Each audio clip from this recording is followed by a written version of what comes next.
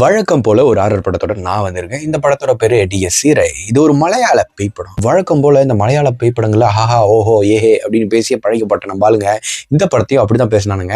இந்த படம் ரிலீஸ் ஆன அப்பயே பயங்கரமா இருக்கு, செம்மையா இருக்கு. அதாவது ஒரு தியேட்டர்ல அவங்க எல்லாம் பார்த்தீங்கன்னா இந்த படத்தை வந்து மிரளாம வரமாட்டீங்க அப்படின்ட்டு எக்கச்சக்கமான பேச்சு. என்னடா அப்படி இருக்கா அப்படின்ட்டு நானும் பார்க்கலாம் ட்ரை பண்ணேன். பட் என்னால் முடியலன்னா இப்போ ஓடிடியில் பார்த்தப்பறம் அந்த அளவுக்குலாம் ஒன்றுமே இல்லையடா அப்படின்ற மாதிரி இருந்துச்சு.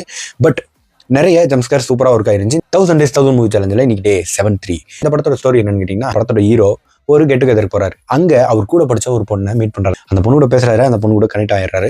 எந்த அளவுக்குன்னா கல்யாணம் லெவலுக்கு. அந்த பொண்ணு வந்து கல்யாணம் பண்ணிக்கன்னு கேட்குது. ஆனால் நம்பாலே இல்லைன்றப்பல அதுக்கப்புறம் அந்த பொண்ணு வந்து சூசைட் பண்ணி செத்துருது.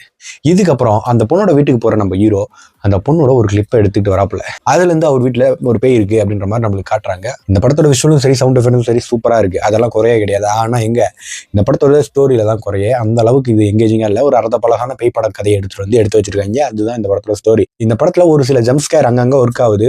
ஒரு சீன்ல அந்த சூசைட் பண்ண பொண்ணோட ஃபேஸை ரிவீல் பண்ணுவாங்க. அப்பா என்ன சீன்ரா அப்படின்ற மாதிரி அதெல்லாம் ரொம்ப சூப்பராகவே இருந்துச்சு. பட் ஸ்டோரி வைஸ் ரொம்ப ஒரு புவரான கான்செப்ட். இன்னொரு விஷயம் என்னன்னா, இந்த படத்தோட டைரக்டர் நம்ம பிரம்மயுகம் படத்தை எடுத்தவர். அதனால இந்த படம் பயங்கரமா இருக்கும்னு நானும் நினைச்சேன். பட் அப்படி இல்லை. One time watchable. ஃப்ரீயா இருந்தீங்கன்னா இந்த படத்தை ட்ரை பண்ணி பாருங்க. ஹாட்ஸ்டார்ல தமிழ் டப்பிங்கோட அவைலபிளா இருக்கு.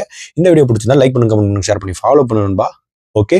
இதுல இன்னொரு மேட்டர் என்னன்னா, ஒரு கேரக்டர் வரும். அவன் வந்து அந்த பொண்ணோட தம்பி. அந்த பையனை இவன் வந்து இன்வைட் பண்ணிருப்பான். அந்த இடத்துல அந்த பையனை வந்து அப்படியே தூக்கி அந்த பேய் கீழே போட்டுரும். அதெல்லாம் வந்து கொடூரமா எடுத்து வச்சிருப்பானுங்க. என்னடா இது இப்படி எடுத்து வச்சிருக்கீங்க அப்படின்ற மாதிரி. ஆனா அவனை ஏன் அந்த மாதிரி தள்ளிச்சுன்றதுக்கு ஒரே ஒரு ரீசனே இல்லை. என்னடா இது அப்படின்ற மாதிரி ஆயிப்போச்சு.